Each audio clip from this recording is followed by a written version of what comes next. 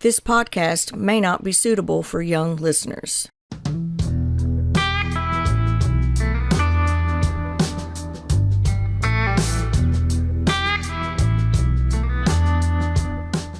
Steve Lilly, Journal Entry Number 1. Killing a Bigfoot is tricky business. They're sneaky and they're fast, and if they get a hold of you, it's over. You'll be a squatch turd on the forest floor within a day if you don't know what you're doing. But if you're smart and if you plan and if you do the reconnaissance, you can kill them on a regular basis. Now that doesn't mean it's safe. It does, however, up your odds of getting home in one piece. In the beginning, I found that you kind of have to piss them off, make them charge you. If they're coming straight at you, they present a massive target. Anyone with their wits about them in a situation like this will have trouble missing an animal that size. So be smart, do your homework, make a plan, and keep your wits while a 1,000-pound, 9-foot-tall bundle of rage is running at you at 40 miles an hour, and he plans to eat you after he crushes you. You can make a good shot. You, too, can be a squatch hunter. But I'll warn you, though, not everyone is cut out for this type of work. There are times when we don't have to piss them off. That was in the first days of this gig. We still use that method today, but sparingly. These days we have access to satellite thermal imagery. We can pull up an area where we are and see every living thing crawling on the forest floor from 500 miles above the earth. Biological objects warmer than the surrounding landscape show up as red, green, or blue, depending on what my color taste is for that day. We can find a squatch 2 miles away. We can move to him with great stealth and kill him, and he never knows what happened. It is a great advantage in this monster killing game that we play. Before that, we were blind. It was dangerous, but we didn't know any better. Looking back, I wonder how in the hell none of us were killed, but we're all still here. The past 14 years has seen our merry little team of squatch killers grow from 1 to 4. To be clear, we're not a group of the usual fat-ass bubbas walking around in the woods banging on trees and making monkey calls like you see on YouTube. Our only mission is to kill squatches and get paid. Others do join us depending on the situation at the moment, but they aren't permanent members of the team. The need for secrecy is important, and allowing others outside the team to join us on specific hunts happens to be a necessity of the moment. They're there. We need their help, and they come along with full knowledge of what they're up against. And though this has been the case on occasion, the knowledge of our team has remained a secret. Go into work tomorrow morning and tell your buddies that you killed 2 squatches the day before and that you were paid a $10,000 bounty. Tell them everything that happened and be as specific and sincere as you can be. Then get back with me and ask if the clandestine nature of what we do has been revealed to the public. You can do that with a phone call from a psych ward of a local hospital because that's where you'll be sent. We don't talk about the business we're in. If we did, no one would believe it anyway. Each member of our team is an experienced operator who hunts and kills these creatures with murderous vengeance. The hate runs deep in this group for these beasts. It is because we know their nature, how nasty they are. Killing squatches is a pleasure, and even though we do this mainly for the money, each one of us feels as though we make the world a better place with each squatch that drops to the ground in a bloody, painful heap. I was reluctant to accept the offer to become a hunter of these animals. My first experience with squatches was not pleasant. I saw firsthand what they can do to another animal. No human will willingly go into this creature's habitat alone and pick a fight. But soon after my first experience, it became a dangerous and stressful exercise and fun and games. I studied them and I got in their heads and I figured them out. That doesn't mean they don't surprise me on occasion, because that does happen. We do have to improvise when things go sideways. In the beginning, it was only me going up against the most vicious beast on the North American continent. and I've read books on hunting dangerous game, and I will make this statement with full confidence. African big game hunters ain't got shit on me. My life was swept away on the currents of a raging river of violence. I was only a boy when it began. Years later, when it was over, the pieces of my soul slowly began to find their place in a world I did not recognize.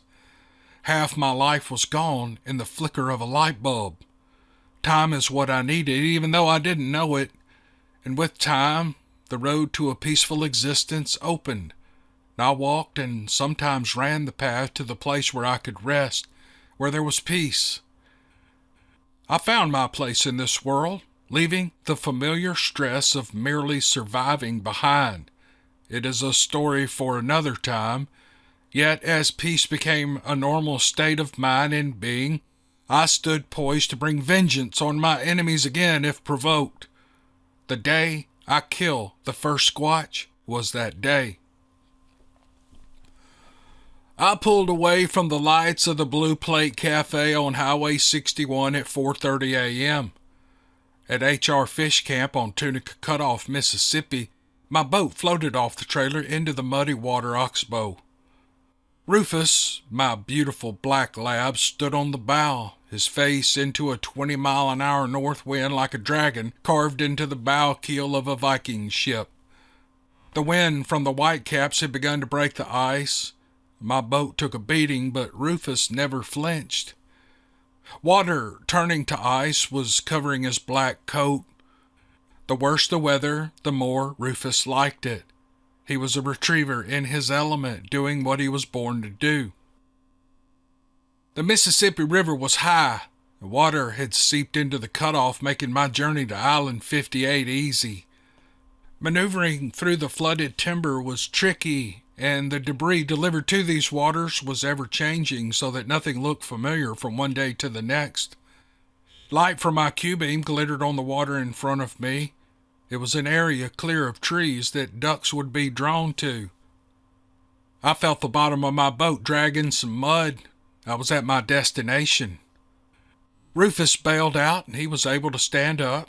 I followed him and started throwing decoys into the landing zone. I tied the boat in the trees and covered it with brush, and I found a big oak to blend in with. And I waited for daylight, and I sipped hot coffee from my thermos. Island 58 is 1,000 years old, if not older. Until the 1960s, it was considered public hunting ground, even though it was privately owned. Note that I used the word considered public hunting and not declared public hunting. There was no law for or against it. You hunted or fished until someone ran you off. For decades, men from the area hunted and fished on the area around the island, but now it's owned by someone who formed a hunting club for men who can afford the $100,000 annual fee. Ducks Unlimited holds a duck calling contest and a pig roast to raise money here. Being affiliated with Ducks Unlimited is a status symbol of the wealthy. DU has never done shit for me, but I guess they provide some benefit to the waterfowl population. Half the members never visited the island, much less hunted it. They showed up for big DU extravaganzas, hoping to get their picture in the next magazine. And I suppose it's fashionable to be in that club. Well, I was trespassing and hunting on posted ground. A front was pushing through, and rain would begin falling any time now, and it would turn to sleet later in the day. The socialites wouldn't be here today, so I wasn't worried anyone would hassle me. I had hunted Island 58 for years, and no one ever bothered me. A hunting club is formed, and I get run off a few times, and suddenly I'm an outlaw. I heard they had my mugshot hanging in the clubhouse. I didn't give a shit. All they could do was run me off. On one occasion, two fellas claiming to be security tried to hold me there while the game warden was on his way to arrest me. It would have been a bad day had they used guns, but they didn't. Still, it was a mistake on their part.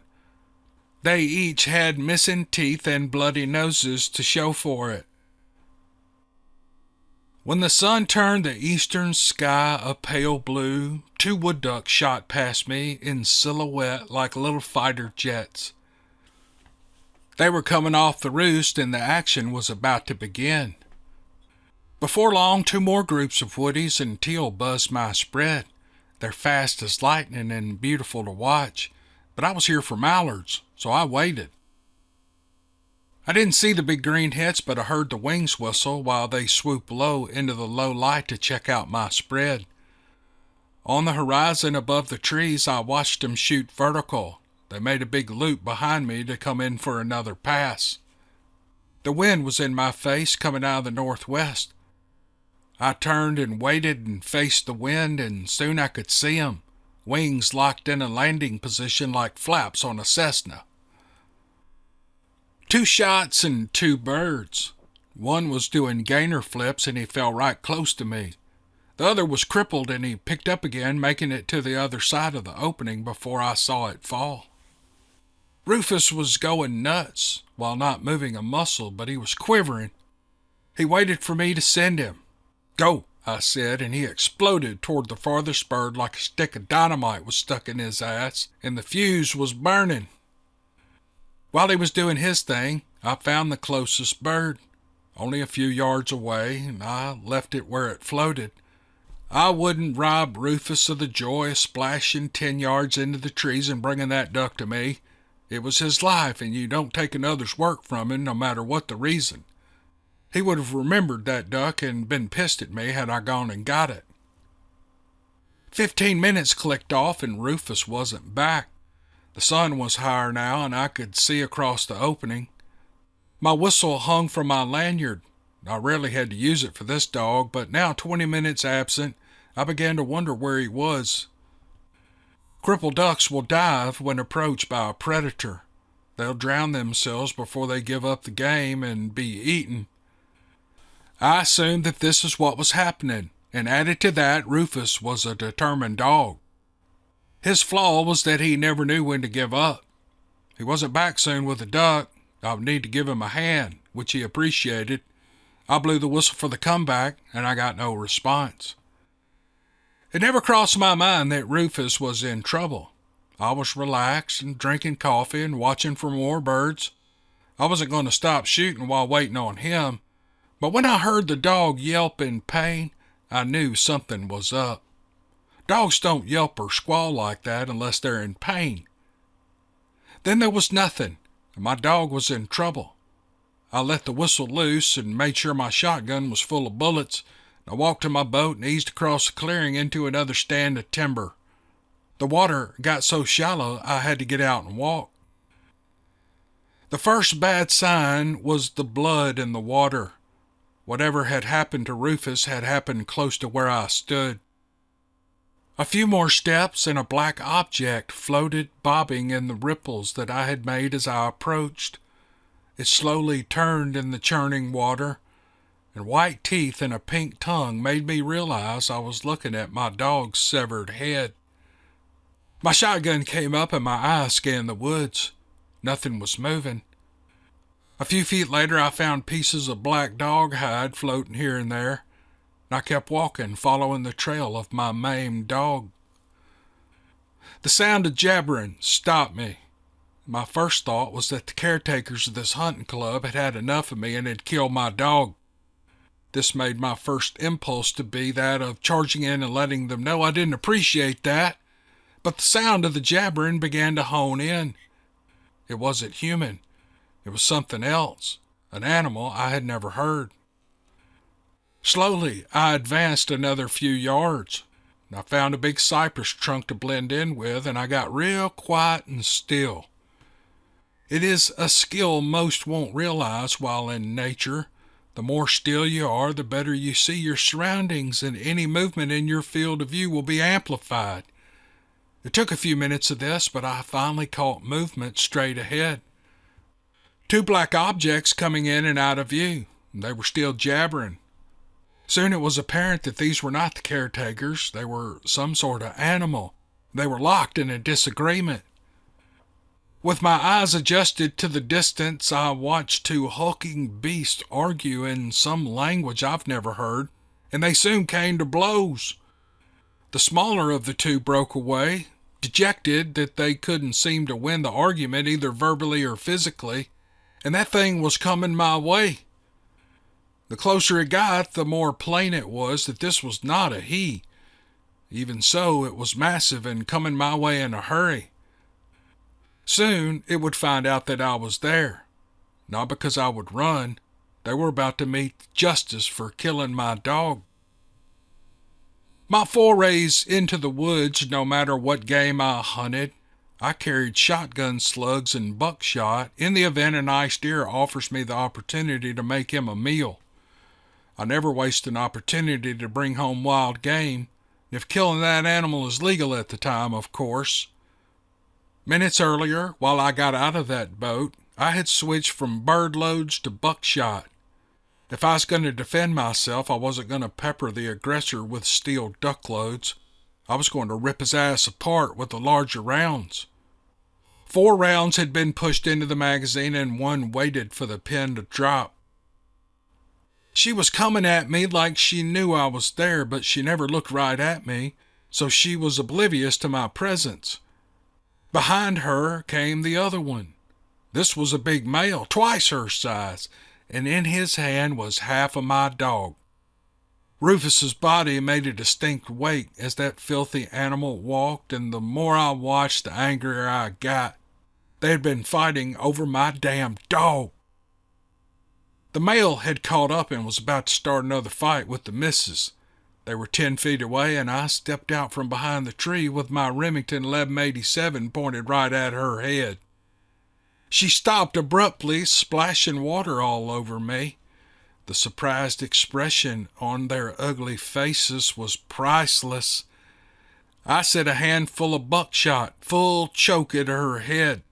It split like a V, and she dropped face down in the water. I acquired the male immediately. The bead at the end of my barrel settled on where the nose should have been. Almost broke out laughing as he stood there with his girlfriend's brains and skull dripping red and white from his face. He looked like an idiot. My damn dog still hung from his greedy hand by the leg. I don't know how far he was away when he lunged at me. Maybe 20 yards, not far behind his mate. But when he did, I lowered the barrel and I sent buckshot into his midsection, removing or damaging beyond repair his manhood. I didn't want him to die right away. That big brute stumbled forward head first into the water in front of me, but he wasn't dead yet. Now this was my first encounter with this odd creature, and at this point I didn't know how much one of these things could take before they went down. Getting them down and killing them are different things altogether.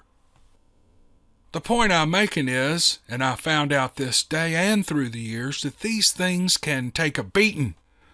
Often more than a few rounds are required to drop one, but to stop an advance, I learned on the first day that smoking the males and the family jewels deflates them, takes the fight right out of them. At this time, I didn't know what he was going to do, so I kept my distance till I could see what would happen next. Again, he was still moving and soon started screaming in that non-English jabbering talk I had heard earlier. And then he raised his massive head from the water and the screaming got louder. He wasn't screaming in pain now. He was calling for help. And how was I to know how many of these creatures were nearby? I needed to get this done and get out of there. The carcass of my dog floated in the shallow water between the beast and me. I held it in the air and I shook it at him, letting him know why he was about to die. I don't know if he got the message, but something gave him a surge of energy, and he attempted to get up and come at me again, but he flopped back down in the water without the use of his left leg. Apparently the buckshot must have destroyed his hip joint. I released Rufus and raised the barrel to his head, and I pulled the trigger. Gore blew back in my face. No other beast had arrived, answering the male's last calls. I thought I might have a few minutes, so I looked these creatures over, trying to understand what I was looking at. Was this a new species introduced into the area? Were they pets that had escaped? Had they been here all along, and I had been lucky not to run up on one? The questions were piling up in my mind and there were no answers. A 240-pound deer was the largest game I had ever killed until this day. These animals were 10 times the size of the biggest deer I had ever seen. Add to that, I considered these things dangerous big game animals, maybe even varmints. I wasn't sure what class to assign them in. I wanted its head, if for whatever reason I needed to show proof that I had killed one. Now, you never know. I'm prone to brag after a few beers. Backing it up with a trophy would be a party starter now, wouldn't it? A quick inspection and I found the heads were too mangled to take home. The male was laying there bleeding in the water beside me, and I saw that one of his legs was in a weird position. I kicked it, and I could see the hip joint was obliterated. That wouldn't be the best trophy, but how many people do you know that have a squatch leg in their freezer? With an extra sharp knife, I made quick work of removing that massive leg at the hip. I said goodbye to my young dog Rufus, and I headed to my boat. It was noon when I arrived at the boat camp. I hadn't planned to stay later than 10 a.m. that day, but unforeseen events governed my schedule. From the minute I fired up my outboard, the winter storm arrived with a vengeance, covering everything in a layer of ice by the time I reached the camp. It was a rough ride through 2-foot whitecaps, and there was one point when the squatch leg almost bounced over the side. Covering it with my decoy bags kept it in place. Now, with my boat locked down on the trailer and my trophy concealed and secured in the boat, I drove straight home to South Memphis without stopping. Lilly met me at the back door of my house trailer. She's my other dog. A half-starved pit bull who wandered up to my trailer back when I lived in Louisiana. She's a good-natured dog, so I kept her. She's been great company for me the last few years. Lilly loved Rufus. They had a grand time tearing up my furniture while I was at work. She ran around and around the truck looking for him. I explained that Rufus wasn't coming home. I don't know if she understood, but after I said that, she sat still and looked a bit sad. It is strange what dogs seem to gather, not from your speech, but through your mood and body posture. In a dog's way, I think she got the picture. After backing the boat under the shed, I was now free to do something with the squatch leg. I thought about skinning it out and butchering the meat and wrapping it for the freezer, but I thought better of it. I cleaned up the hip end and wrapped the skin and flesh over the bone. After I pitched a piece of meat to Lilly, who stalks me like a tiger when I dress out a deer, and she wouldn't touch it, I knew I probably shouldn't eat it myself. I wrapped the whole leg in a canvas tarp and walked to the freezer on my back porch, and I stuffed it inside. For a minute, I could see having to cut the leg in two at the knee so it would fit, but I got it worked inside and I slammed the lid down. I strolled to the driveway so that I could see the trailer park, checking to see if anyone had been watching. I lit a smoke and threw the ball for Lilly a few times, and when I was sure no one had been outside in this nasty weather, I headed inside and I showered and I changed and cracked a beer and warmed some leftovers. And then I settled in on the couch with my girl Lilly. It had been an eventful day, and I slept sound that night. The next day was Monday, and it was the start of my work week at my regular job. I still have that job, by the way. Same place, same trade, all these years later. I'm a welder, and I work a normal 8-hour shift. I need a steady job as a cover for this squatch gig. My boss is the owner of the company, and he and I get along just fine. When I ask for a day off, he's good about it. He doesn't know what I do on those days off. No one does, and they don't ask. I'm a bit of a loner. I have a few friends, but I'm no social bug. I don't fit into crowds, and even though I carry on a conversation with a stranger like we're best friends, deep down, I'd rather not be talking to anyone. I suppose introverts learn to adapt and master skills that get us through these situations. In other words, we hide it well. I clocked in and finished the project I left incomplete when the buzzer went off last Friday. By lunch break, I was starving. In the break room, the small band of employees sat around the lunch table in our assumed seats, and we ate and we talked about the weekend. There's a group of 5 employees who are close friends in life. I don't know how they all met, whether it was from before they started work here or after, but they are a close-knit group. The conversation on Monday is always the same. They discuss and laugh about the party they had at some point the previous weekend. Who looked good in sundresses, and who drank more beer than the other one, and what sort of meat would they cook on the next weekend. These guys did everything together, and they had something cooking every weekend.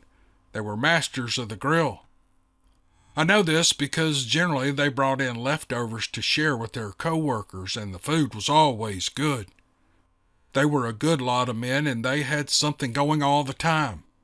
Admittedly, I found myself a bit jealous that I never had been invited to one of their weekend bashes. Never thinking bad of them or having hard feelings, but I thought it'd be fun to see what all the talk was really about. There were 28 of us working in this shop. I had not heard of anyone being invited, so it wasn't just me. I wondered what the other guys thought about it. The subject of the next great cook came up. A wedding was happening, and their group had been asked to cook for the 100 people who would be attending the reception. One said they would cook pork, and another said that for that many people they should do something easy like chicken. Others had their own suggestions. The conversation seemed to be leaning toward pork butts and shoulders, and before I knew it, I had blurted out that I had a bunch of pork from a pig that I had killed recently, and it needed to be cooked. They could have it if they didn't mind cooking a wild pig for the wedding. They thought about it and discussed it between themselves to finally agreeing to take the meat, that someone they knew had a great recipe for wild pig and that they'd love to take the meat. It'd save them money and would go well with the other meats they planned to prepare. They didn't know I would bring them 200 pounds of squatch thigh and calf the next day. Well, I thought it would be a good taste test to see if the meat was really good. I knew I'd hear about it the next Monday. Better them test it out than me, right? That night after work, I took that big squatch leg out of my freezer and let it thaw in the heat of my laundry room. My alarm went off 2 hours early, and I prepped the meat, and I wrapped it, and I took it to work. The following Monday, James, the self-appointed head griller of the group, asked me about that meat that I had donated. Well, that's just a big pig I killed 2 weeks ago, I said. Why? James proceeded to explain that the meat had an odd taste and texture. People at the reception would put a dab on their plate and then slide it off in the trash after tasting it. However, there were a few people who smothered it in barbecue sauce and ate it anyway. Maybe 20, he thought. 9 of those people ended up in the emergency room with terrible stomach issues. I assured him there didn't seem to be anything odd about that pig that I had killed, and that I butchered the animal the day I killed it and I packed it in the freezer. I lied a little bit. He looked at me real strange for a few seconds, and then he smiled and patted me on the back and told me that it wasn't a big deal. No one was planning to sue anyone. All the folks who had gone to the ER had been sent home, and all was copacetic. 2 things came from that conversation that I was sure of. First, I knew now to never eat that meat or even give it to my dog. Last, they wouldn't take any more wild game from me again. I was pretty sure of that. By Friday, the talk in the shop regarding the bad meat and how many people had gotten sick had left the conversation. The grilling buddies didn't seem to hold resentment toward me, but they could have. I'm not an assuming person. I figure everyone I work with is my friend. I didn't know if they were catching hell from the wedding host. Maybe if everyone had eaten the squatch meat, making those who went to the ER exponential, I would have heard more about it. One thing I did assume was that the issue was laid to rest. The week went well at work and at home. My weld-out team completed a large project. The owner claimed we might get a bonus if the job went well in the field. He was never one to blow smoke about bonuses, If he said it, we'd be paid. Lilly acted strange all week. I think she was out of her element with Rufus being gone. Plus, I think she was weirded out because I kept bringing that squatch foot out of the freezer to look at it. The leg bones had been disposed of, but I kept the foot as a trophy. Sawing the foot off at the ankle had been a job. Those creatures have thick, dense bones. Friday came and I left work in a good mood. I thought about getting cleaned up after work and heading to my favorite Mexican buffet. I'm telling you, life was good on that Friday. To enter my trailer park is easy, but there are a few turns to get to the lot where my trailer sits. When I pull in, though, there's a brief moment where I can see through an open lane between trailers to my trailer. I had formed the habit of looking through that lane as I pulled in to see if anyone was at my house. No one ever comes to see me, but I do that anyway. Maybe it's wishful thinking. Today, however, I saw the black SUVs parked in my yard the second I looked down that lane. There are several reasons they could be at my house on any given day.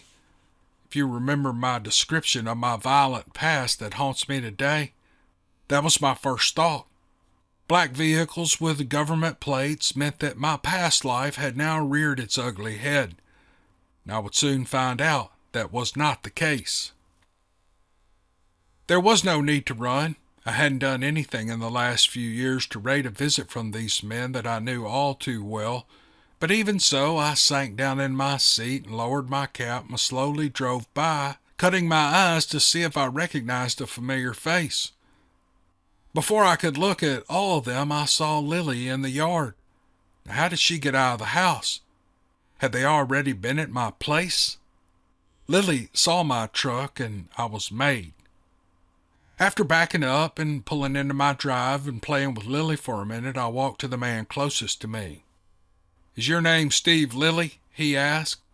"That's me," I admitted. "How can I help you?" "Will you walk back here with me, sir?" he said, pointing to the backyard. 3 men in dark blue vinyl windbreakers stood on my porch. On top of my deep freeze was that damn squatch foot. One of the men was taking pictures of the foot with an expensive-looking camera. Now, I'm not the smartest man on the planet, but it didn't take an above-average IQ to know why they were here on my porch.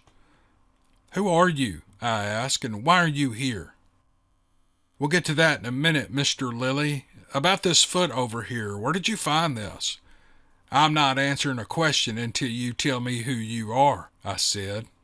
My gaze never left his eyes.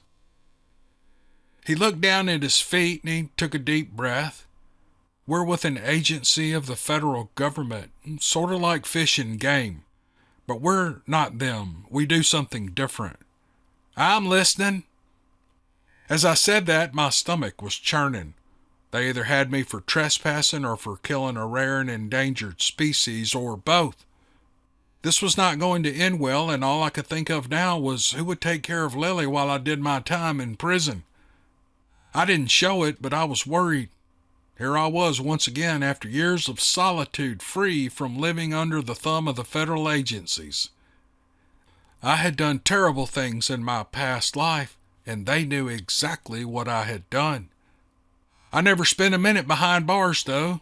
Years later, a lifetime in my eyes, here they were again and about to put me away for killing a filthy animal like a squatch. And then I resolved that it is what it is, and I would take whatever they threw my way. I had been through much worse than prison. "This conversation can proceed or it can end right now," said the man. "That depends on you." "You have a limb from a creature in your freezer, Mr. Lilly. All I'm asking is where you found it. Tell me that and we can talk a little more. I don't have time for chit-chat." "Are you here to arrest me?" "Answer that and I'll tell you all about that foot," I said. "We don't arrest people, sir. Crime is not our focus, so no, you will not be arrested." His expression never changed. He was being honest. "All right," I said. "I killed that animal. I killed 2 of those things. It was either them or me. They killed my dog right in front of me. and I went to see what had happened and they came at me. I think if they had caught me, I wouldn't be here now. Now it's your turn. How did you find me and why are you here?" The man explained that he knew I had given the squatch meat to my friends. "Don't ever do that again," he said. "Now I'm going to give you the short version. We have a sample from the stomach contents which were thrown up on the emergency floor of a hospital in Memphis. That meat was from a creature this foot used to belong to. It didn't take a skilled investigating team to track the meat back to you. It was easy. We just want to know where you killed it." That prompted me to tell him the whole story. I was beginning to trust what they said. None of these men had the look or demeanor of law enforcement. That cleared the floor for full disclosure for me. My neighbors had started to gather around the side of the house. It's a common thing in trailer parks. The police were here at least once a week serving warrants on people for various crimes. It was entertainment for everyone except the one they were after. It had taken several minutes for the crowd of a dozen people to gather in my yard for the spectacle. That's because they all held back and watched, making sure it wasn't them these guys were after. Now that it appeared all the attention from the government men was on me, the trailer park urchins began to come out of hiding. "We have an audience now," said the man. "Will it be okay with you if we take our discussion inside?" I nodded toward the porch and walked that way with him behind me. The back door was open. Now I knew how Lilly had escaped. Once through the door, I said, "I don't suppose you have a warrant to break into my house without my knowledge, do you?" "We don't need a warrant," one of the men said. "You'll understand in a few minutes." "Well, if any of my silverware's missing, you're going to hear from me," I said. None of the men laughed at my attempted humor. With the four of us crowded at my small kitchen table, the man who seemed to be the boss began to explain everything. "I've already told you we are with a federal agency, but you won't find us in the long list of bureaucracies funded by your tax dollars. We keep our head down and everything we do is classified. Speaking of which, you are not to tell anyone about this conversation. We trust you understand that. The mission of our group is to keep creatures like this one you killed from causing destruction and harm to people. We don't know exactly what these things are or where they've come from. Theories run rampant, but no one knows for sure. They are more commonly known as Bigfoot or Sasquatch. They've been seen by many people, and one was even filmed. We perpetuate the idea that these creatures are a myth. This has been successful throughout the years. Anyone who claims they've seen one, or that they even believe Bigfoot exists, are labeled by their peers as having a screw loose. The Bigfoot topic is generally looked upon as a mild version of mass formation. In other words, for the lack of an explanation from us, the government, the general population is free to make their own conclusions. With that being the case, leaders or influencers will emerge, put forth theories regarding specifics on the creatures, and the masses will follow. It is a natural function in most societies. We don't care what theories are put forth. We simply want to deny the knowledge that these things exist. It would be like telling the public there really are monsters in this world. The implications of that, sourced to the federal government, would be a disaster. You understand? Now, all this may seem like our focus is keeping Bigfoot a secret, and that is not our goal. That takes care of itself within culture. Our goal, and we feel like it is a worthy goal, is to eliminate these animals. We want to push the creature to full extinction. To do that, we need people who understand them, who can hunt them, and as I've said, keep their mouths shut. We know your history, Mr. Lilly.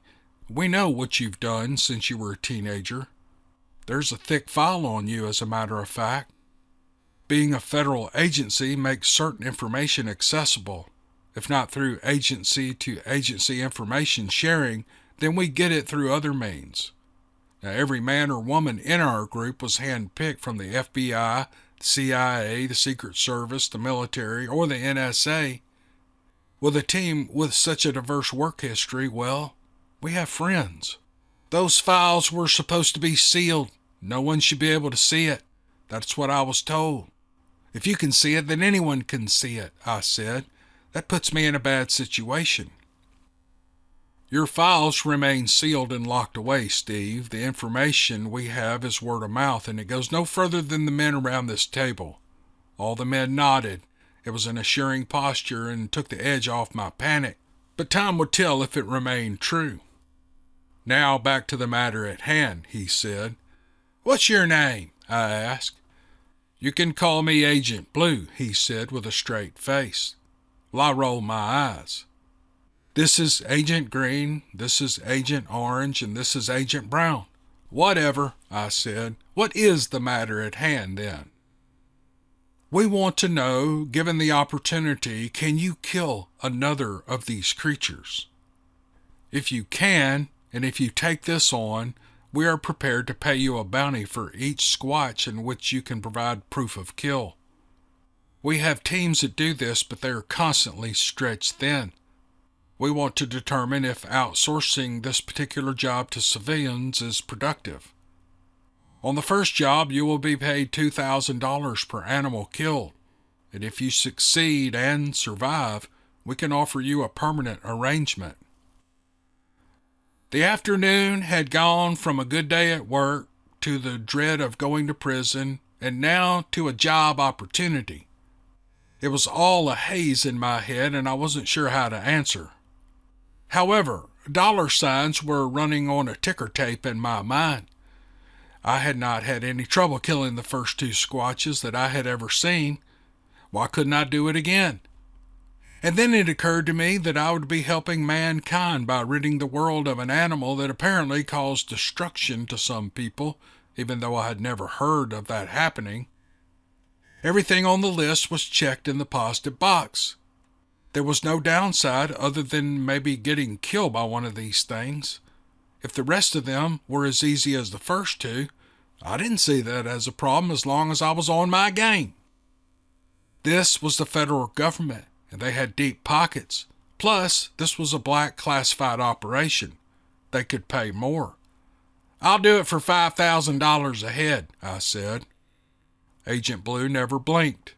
Well, that's fine, Steve. 5,000 a head is fine. All right, how do I find these things? The 2 I killed were the first I've ever seen. I spent years hunting and never seen one until now. I don't even know where to start, I said. You will be issued technology that will help you, he said. We keep an eye on the creatures. We know where they live, and we will direct you to the hunt sites. With the tools we provide, finding the creatures will be the easiest part of your task. Hunting them is where your talents will be profitable for you and helpful to our goals. For example, you killed 2 squatches on Island 58. You know, that area where you trespass to hunt all the time? Well, right now, our intel is that 6 more still are located there. We'll want to take those out too, but 6 at one time is a big job. We'd like to send you to another area where there are less creatures. A job to get your feet wet, so to speak. So are you interested? Well, how will I get paid? Was my first question. All payments will be in cash and delivered to you at a location of our choosing. You will report the kills to us. We arrange to pick up the proof of the kill, at which time we make an exchange. It's very simple.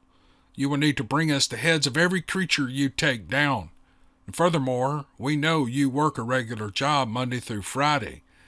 It is not a problem to schedule your outings on weekends. Everything will be local for the most part, less than a 5-hour drive at the most.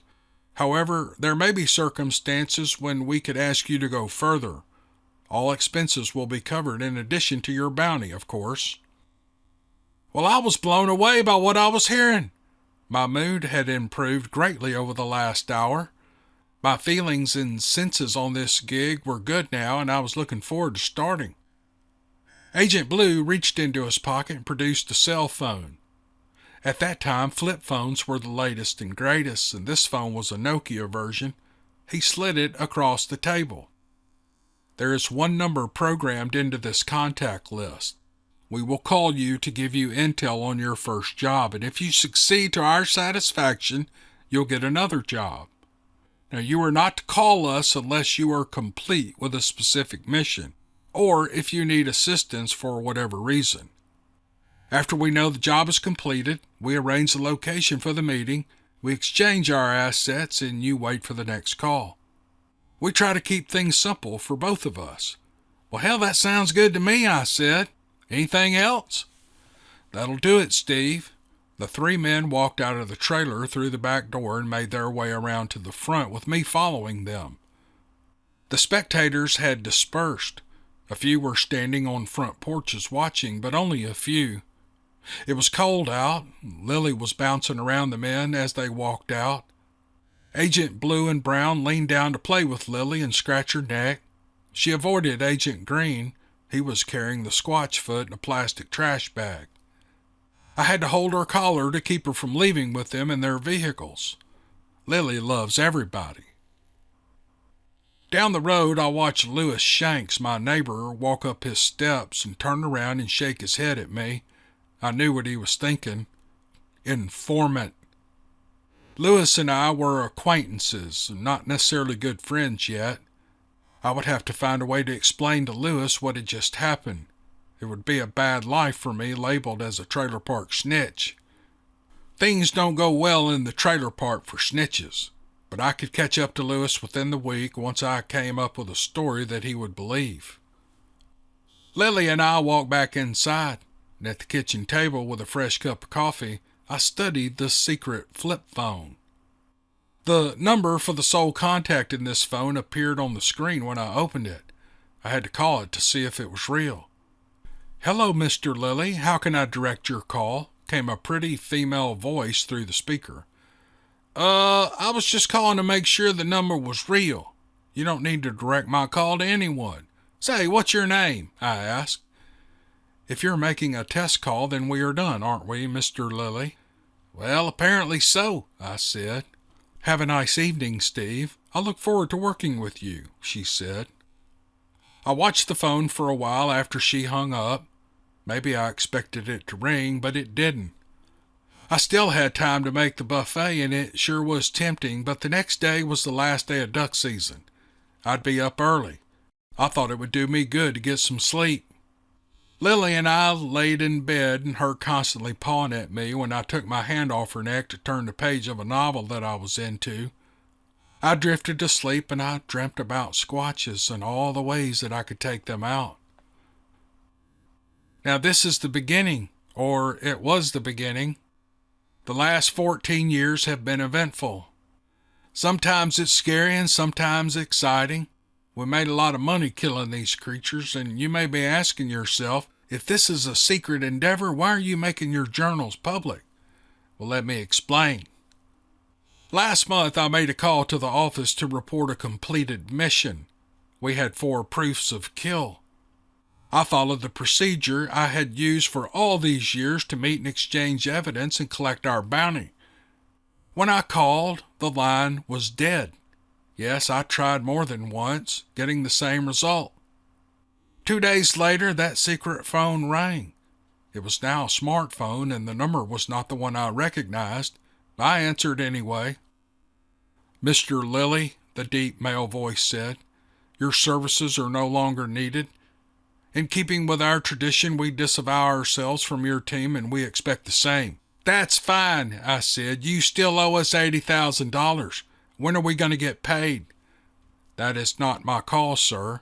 I'm sure you will be contacted soon on that matter." And the line went dead. It has been 4 weeks. Plenty of time to hear from someone to make arrangements to pay us. Needless to say, I'm upset. One way or another, I plan to get that money.